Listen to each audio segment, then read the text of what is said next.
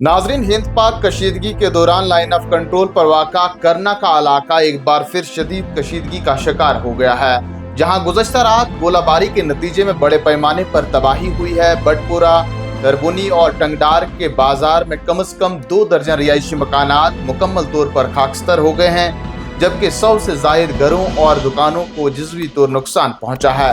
रात भर जारी रहने वाली गोलाबारी ने मुकामी आबादी को शदीद खौफ और हरास में मुब्तला कर दिया। लोग अपने अहलो अयाल समेत ज़ेर ज़मीन बैंकरों में पनाह लेने पर मजबूर हो गए।